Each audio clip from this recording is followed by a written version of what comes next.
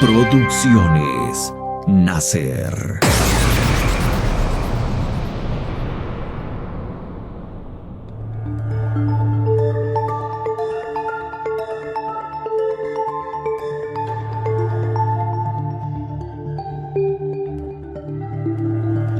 Cuando el trono se detuvo ante la gran puerta de marfil, Bastian salió del recinto del palacio y se sentó en él. Parecía diminuto como una muñeca, sentado en medio de todo aquel boato frío y reluciente. La multitud de espectadores contenía por una doble fila de gigantes negros blindados. Prorrumpió en gritos el júbilo, pero de modo inexplicable, los gritos sonaron escasos y estridentes.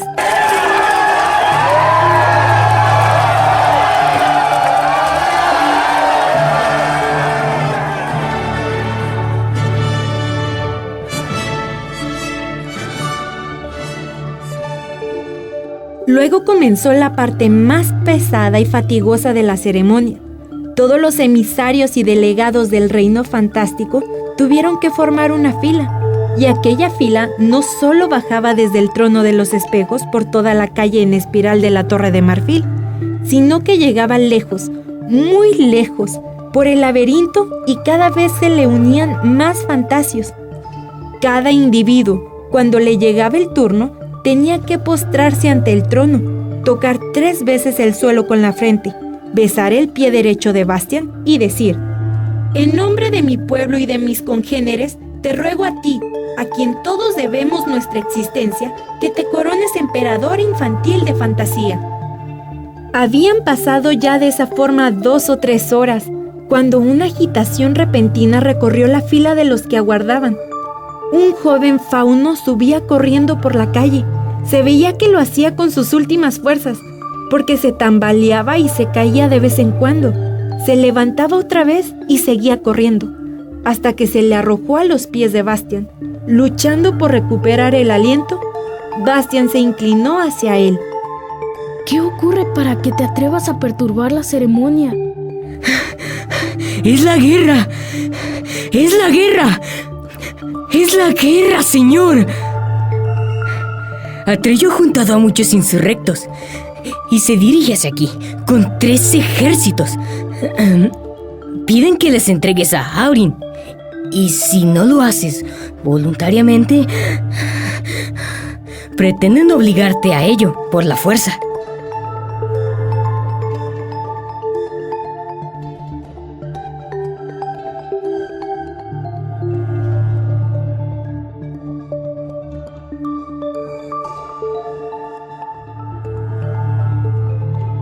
De súbito, reinó un silencio de muerte.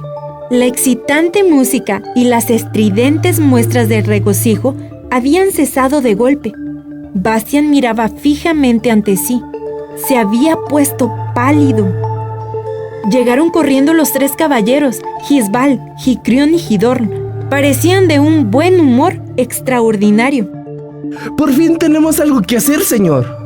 Déjanoslo a nosotros, no permitas que interrumpan tu fiesta. Buscaremos a unos cuantos valientes y nos enfrentaremos a los rebeldes. Les daremos una lección que no olvidarán en mucho tiempo.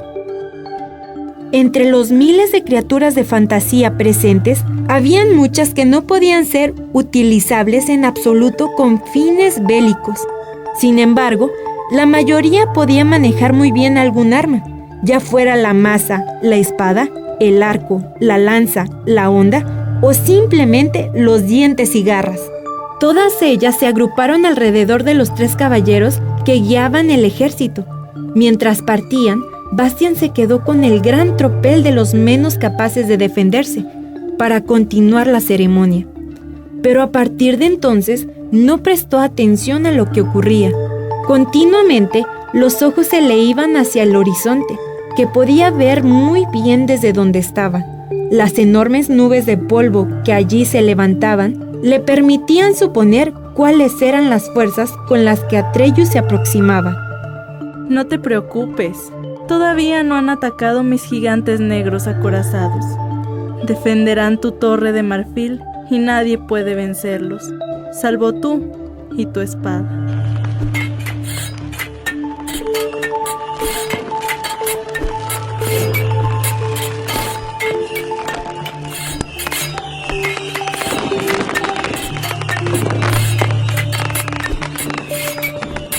6 horas más tarde, llegaron las primeras noticias de la batalla.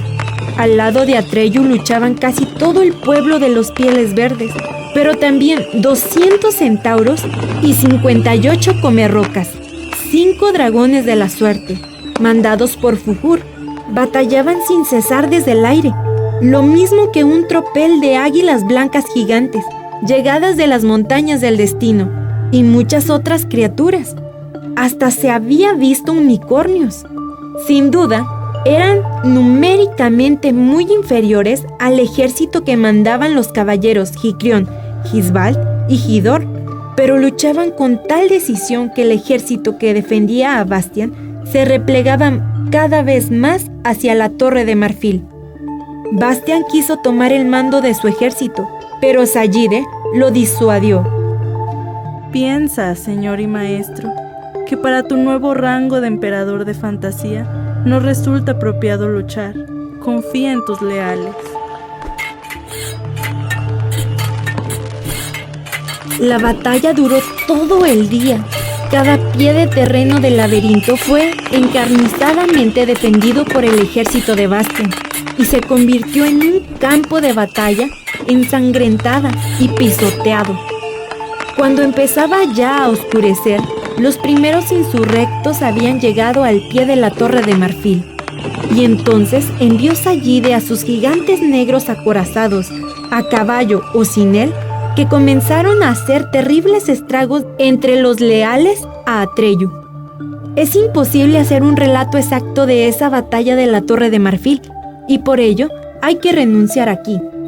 Hasta hoy existen en fantasía innumerables canciones y relatos que hablan de ese día y esa noche, porque cada uno de los que participaron en ella la vivió de un modo distinto. Son historias que quizá deberán ser contadas en otra ocasión. Hay quien dice que también al lado de Atreyu había uno y hasta muchos magos blancos capaces de hacer frente a las artes mágicas de Sayide. Con seguridad no se sabe. Quizás sea esa la explicación de que Atreyu y su gente pudieran, a pesar de los gigantes negros acorazados, asaltar la Torre de Marfil. Sin embargo, probablemente hay otra razón. Atreyu no luchaba por él, sino por su amigo, a quien quería vencer para salvarlo. La noche había caído hacía tiempo, una noche sin estrellas llena de humo y de llamas, las antorchas caídas al suelo, los pebeteros volcados o las lámparas destrozadas habían incendiado la torre en muchos lugares. Bastian, a la luz trémula de los incendios, corría entre los luchadores, que proyectaban sombras espectrales. Lo rodeaban el ruido de las armas y los gritos de los combatientes. Atreyu, Atreyu, ven, lucha conmigo. ¿Dónde estás?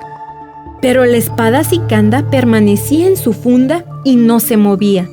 Bastian recorrió todas las estancias del recinto del palacio y corrió luego hacia los altos muros, que eran allí tan anchos como las calles. Y cuando precisamente iba a pasar sobre la gran puerta exterior, bajo la cual estaba el trono de los espejos, vio a Atreyu que venía hacia él desde el otro lado. Atreyu tenía una espada en la mano. Se enfrentaron mirándose a los ojos. Sikanda no se movió.